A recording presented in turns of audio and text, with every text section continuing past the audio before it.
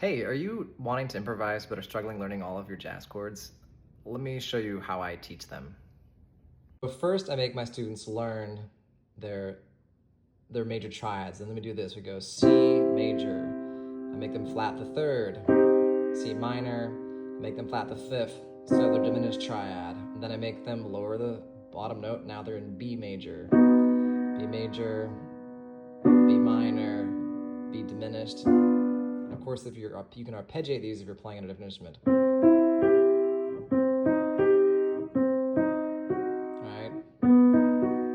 Right? You can go through this whole process. It'll work all the way down. But if you have your triads down, now we're going to add the two different kind of sevenths we need.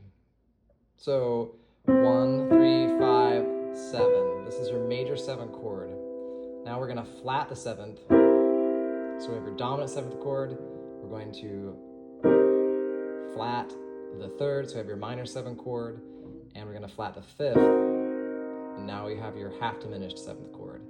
Now you can conveniently just change the bottom note down a half step. And now you have the next one, B major 7, right? Now B dominant 7, B minor 7, B half diminished 7. And of course you can arpeggiate these, right? And then you go down a half step just with the thumb, right? The bottom note.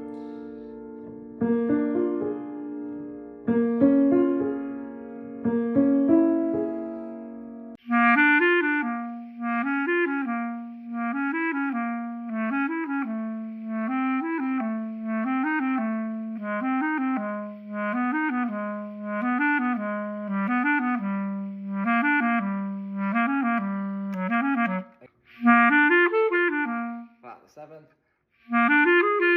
flat the 3rd, flat the 5th, go down a half step for your bottom note, everything else stays the same, you'll have your B major 7.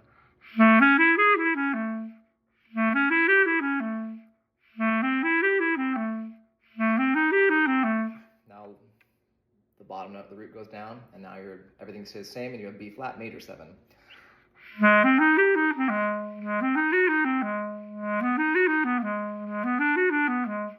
This exercise works great on woodwinds or brass or anything. Just it's a great way to get through the most common 48 chords you're going to need playing jazz.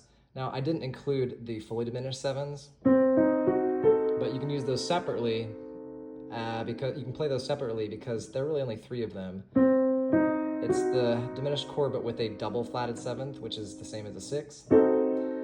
Just do that and then go up a half step. Everything up a half step. And when you get up to your 4th one here, you're starting over because this is the same as your first one. It's just an inversion of it. So for 3, you get, for the price of 3, you get all 12. There are really only 3 of them because once you start inverting them, you have 4 for every 3.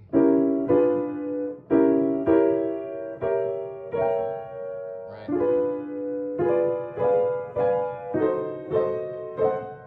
Anyway, of course, there are way more interesting ways to play with these chords and make beautiful melodies and improvise, but if you don't have easy access to the primary tones of every chord, then you're going to be in trouble. Obviously, there are other combinations, but like that you can have your major minor 7 that don't fit in that neat pattern that I taught you. But those main 48 are the most common ones you're going to see. So I recommend starting with those and then adding your diminished. And then we can start learning other chords. So obviously you can work with the chords that have augmented fifths. Right? And then you can start adding extensions, but start with your triads and then your 7th chords, and that are built off of those.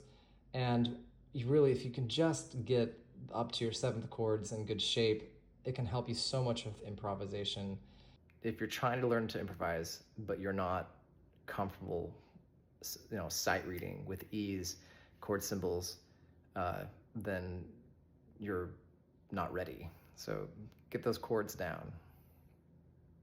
So yeah, if I'm trying to play swing and trying to evoke the sound of C major, and I can only use the scale, and I'm always going stepwise, it doesn't really sound very good, even if I'm swinging hard.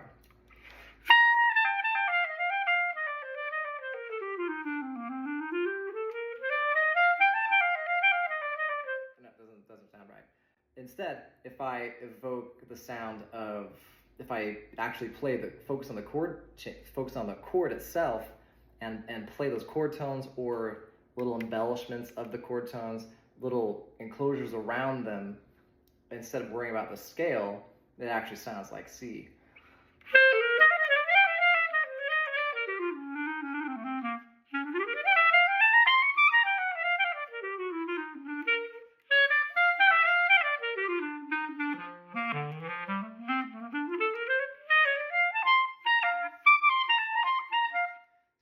It's a lot, it works a lot better. So those are just a few wandering ideas. Those are a few of my ideas about why you need to focus on learning chord tones and anchoring your improvisation around them instead. I know this is common knowledge for jazz musicians, but it is surprisingly uncommon for people just starting out to improvise. There's still a lot of